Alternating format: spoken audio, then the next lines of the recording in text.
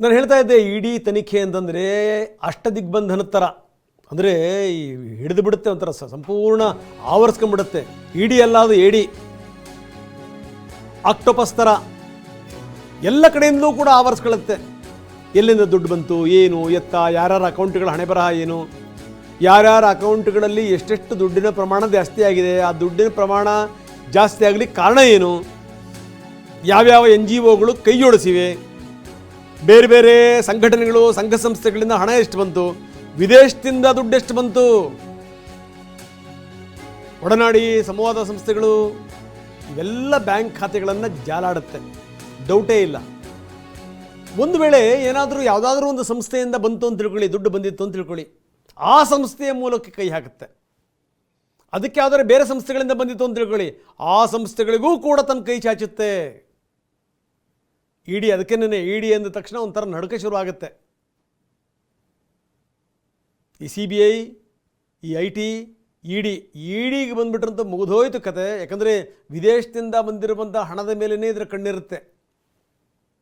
ಎಷ್ಟು ವರ್ಷ ವಹಿವಾಟು ಮಾಡಿದ್ರು ಇವರು, ಯಾರ್ಯಾರ ಜೊತೆಗೆ ವಹಿವಾಟು ಮಾಡಿದ್ರು, ಎಷ್ಟು ಹಣ ಬಂತು, ಎಲ್ಲಿಂದ ಬಂತು, ಯಾರು ಕೊಟ್ಟರು, ಯಾವ ಕಾರಣದಿಂದ ಕೊಟ್ಟರು, ಯಾವ್ಯಾವ ಮೂಲದಿಂದ ಕೊಟ್ಟರು, ಅವ್ರಿಗೆ ಯಾವ್ಯಾವ ಮೂಲದಿಂದ ಹಣ ಬಂತು, ಎಲ್ಲಿಂದ ಬಂತು, ಇದು ಹೋಗಿ ಕೊನೆಗೇನು ಅಂದರೆ ಗಡಿ ದಾಟುತ್ತೆ. ಇದು ಬೇರೆ ಬೇರೆ ದೇಶಗಳಿಂದ, ಬೇರೆ ಬೇರೆ ದೇಶಗಳ ಸಂಘಟನೆಯಿಂದ, ಸಂಸ್ಥೆಗಳಿಂದ ಹಣ ಬಂದಿರುತ್ತೆ ಅಂತ ಅಲ್ಲಿಗೆ ಹೋಗಿ ಮುಟ್ಟುತ್ತೆ.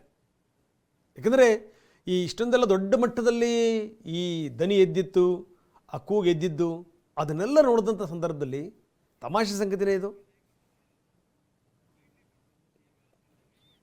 ಬನ್ನಿ, ಫಂಡಿಂಗ್ ಬಗ್ಗೆ CM ಸೇರಿದಂಗೆ ಬೇರೆ ಬೇರೆ ನಾಯಕರುಗಳು ಮಾತಾಡಿದ್ದಾರೆ. ಅಂದರೆ ಈ ಫಂಡ್ ವಿಚಾರಕ್ಕೆ ಸಂಬಂಧಪಟ್ಟಂಗೆ BJP ಕಾಂಗ್ರೆಸ್ ಮೇಲೆ ಆರೋಪ ಮಾಡ್ತಾ ಇದೆ, ಕಾಂಗ್ರೆಸ್ಸು BJP ಮೇಲೆ ಆರೋಪ ಮಾಡ್ತಾ ಇದೆ, BJPಗೆ ದುಡ್ಡು ಬಂದಿರಬೇಕು ಅಂತ.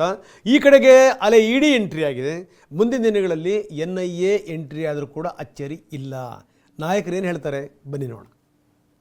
ಹಣಕಾಸಿನ ನೆರವನ್ನು ಅಂತಾರಾಷ್ಟ್ರೀಯ ಮಟ್ಟದಲ್ಲಿ ಕ್ರೋಢೀಕರಣ ಆಗಿದೆ ಎನ್ನುವಂಥದ್ದು ಇವತ್ತು ಮೇಲ್ನೋಟಕ್ಕೆ ಎಲ್ಲ ಕಡೆಗಳಲ್ಲೂ ಕೂಡ ಸ್ಪಷ್ಟ ಆಗಿದೆ. ಇವ್ರಿಗೆ ದುಡ್ಡು ಬಂದಿದೆ, ಬಿಜೆಪಿ ಅವ್ರಿಗೆ ಇಷ್ಟೆಲ್ಲ ಮಾಡಬೇಕಾದ್ರೆ ಎಲ್ಲಿಂದ ಬರ್ತದೆ ದುಡ್ಡು? ಇವ್ರಿಗೆ ಯಾರು ಕೊಡೋರು? ಇವ್ರಿಗೆ ಮುಖ್ಯಮಂತ್ರಿಗಳೊಬ್ಬರು ಈ ರೀತಿ ಮಾತಾಡ್ತಾರಂದ್ರೆ ಒಂದು ರೀತಿಯ ನಾಚಿಕೆ, ಮಾನ ಮರ್ಯಾದೆ ಇಲ್ಲದೆ ಮಾತಾಡ್ತಕ್ಕಂಥ ಮಾತುಗಳಿವು.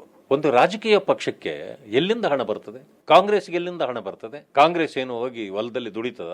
ಇವರು ಬಿಜೆಪಿಯವರು ಎಲ್ಲದರಲ್ಲೂ ಕೂಡ ಲಾಭ ಹುಡುಕ್ತಾ ಇದ್ದಾರೆ. ಕಾಂಗ್ರೆಸ್ನವರು ನಾವು ಸತ್ಯ ಹುಡುಕ್ತಾ ಇದ್ದೀವಿ, ನಿಜಾಂಶ ಹೊರಗೆ ಬರಬೇಕು, ಅಷ್ಟೇ ನಮ್ದು ಇರುವಂಥದ್ದು.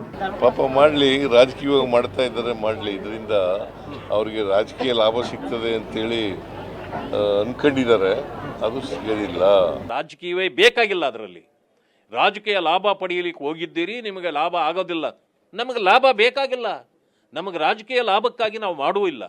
ಚೆನ್ನೈಯಿಂದ ದುಡ್ಡು ಬಂದಿದೆ, ವಿದೇಶದಿಂದ ದುಡ್ಡು ಬಂದಿದೆ. ಕಾಂಗ್ರೆಸ್ ಪಕ್ಷದ ಒಬ್ಬ ಸಂಸತ್ ಸದಸ್ಯ ಇದನ್ನು ಡೈರೆಕ್ಟ್ ಮಾಡಿದ್ದಾನೆ, ದೆಹಲಿ ಅವನ ಮನೇಲಿ ಕುತ್ಕೊಂಡು ಮಾಸ್ಟರ್ ಪ್ಲಾನ್ ಮಾಡಿದ್ದಾರೆ ಅಂತ ಸುದ್ದಿ. ವಿದೇಶಿ ಹಣ ದುರ್ಬಳಕೆ ಆಗೈತೆ ಅಥವಾ ಬಳಕೆ ಆಗೈತೆ ಅನ್ನೋದೇನಾರು ಅವ್ರ ಹತ್ರ ಮಾಹಿತಿ ಇದ್ರೆ, ಆಧಾರ ಇದ್ರೆ ನೇರವಾಗಿ ಕೇಂದ್ರ ಸರ್ಕಾರನೇ ಇಂಟರ್ಫಿಯರ್ ಆಗುತ್ತೆ.